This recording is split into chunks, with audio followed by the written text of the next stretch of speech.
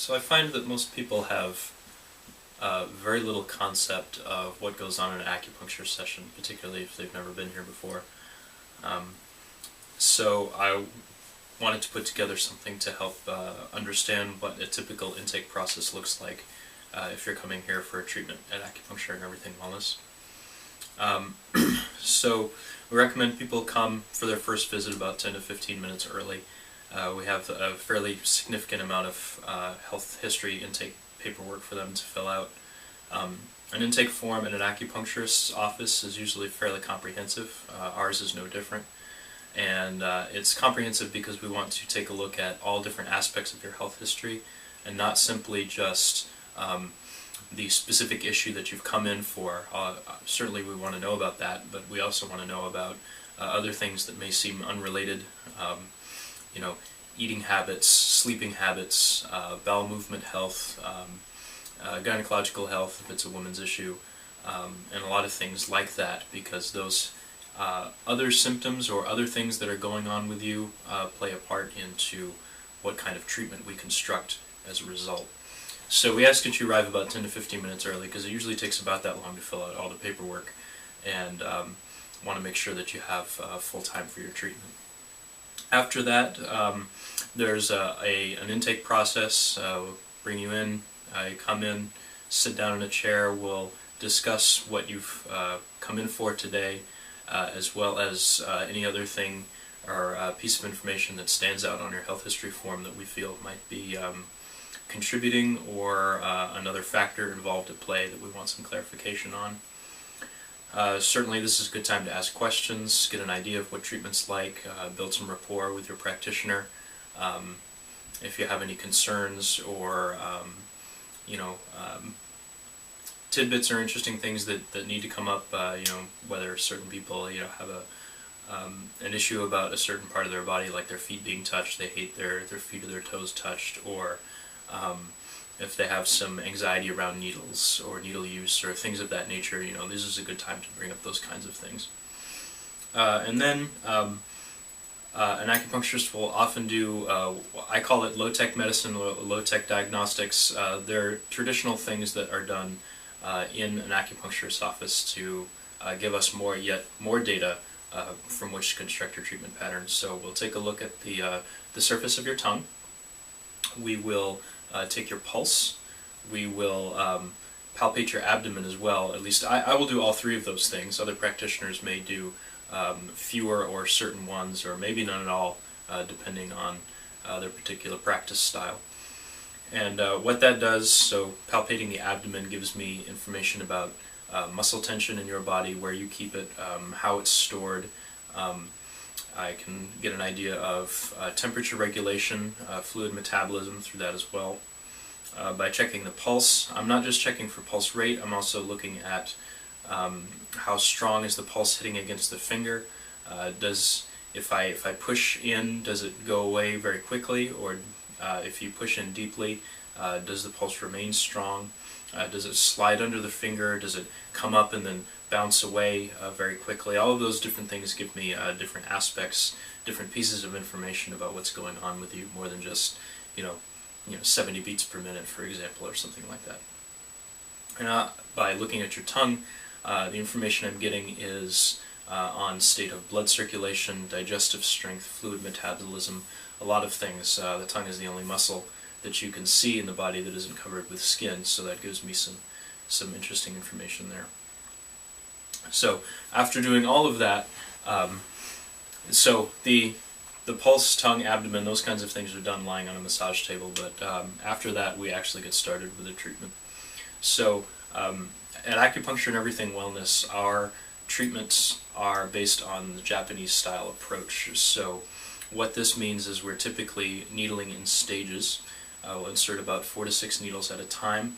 We'll keep them in about 10 to 15 minutes and then pull them out.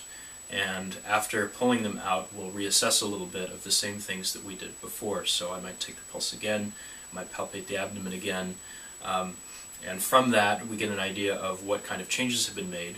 And then with that information we plan the second stage. So we'll insert another set of 4 to 6 needles, for example, and leave that in 10 to 15 minutes, and then continue like that through the hour. And the reason we do that is because it allows us to maximize the amount of value you get out of your hour, so that you're not just, you come in, you get a bunch of needles stuck in, the practitioner leaves, and maybe half an hour through you really needed some extra work, or maybe a particular aspect of your health history wasn't quite touched on the way it should have been, so the practitioner just missed it that time. Well, we have the advantage of being able to catch that mid-treatment, so that we're constantly adjusting, getting you the most value for your time. We may also use,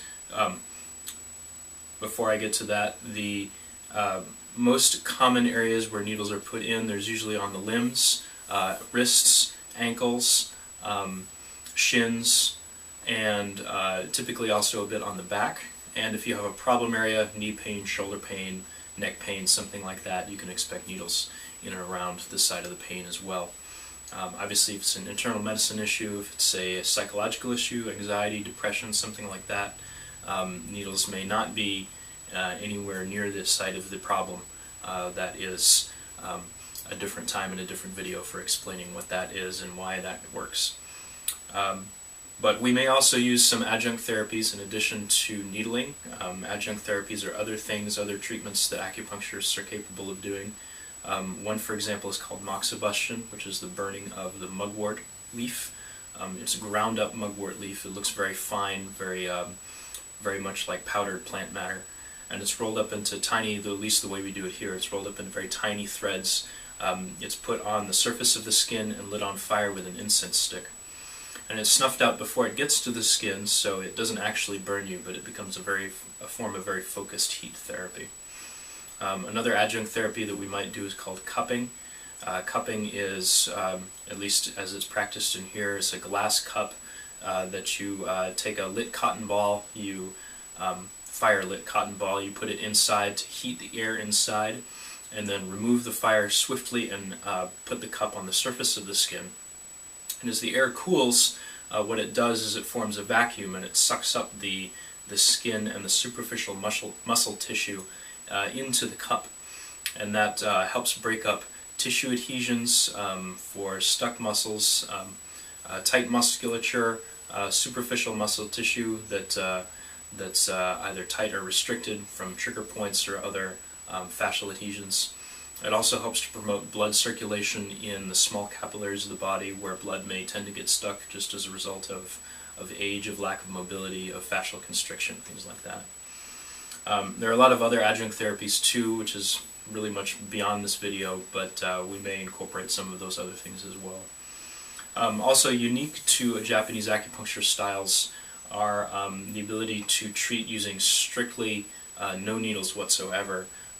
We do offer that as a separate therapy here. We call it non-insertive acupuncture. There are a variety of names for it, but if you schedule that as your primary service, then you will get a treatment that's strictly using adjunct therapies rather than the use of needles. And for people who are afraid of needles, who have a very dicey relationship with them, or who are a little bit, they find they're jittery, they can't lie still on the table, they feel like if they have a needle in them, like they're just kind of filled with all of this nervous energy, this can be a good way to help them make sure they get care without running into that kind of roadblock. So that's typically what a treatment looks like. Lasts for an hour. Most patients fall asleep, they find it very relaxing, and it ends up being a very therapeutic and very productive experience. So I hope that you take this information, let it sink in a little bit, and feel free to schedule your consultation. Investigate more on our website for information related to whatever it is that you are considering for your health or your health goals, and we'll hope to see you in the office. Great, thanks.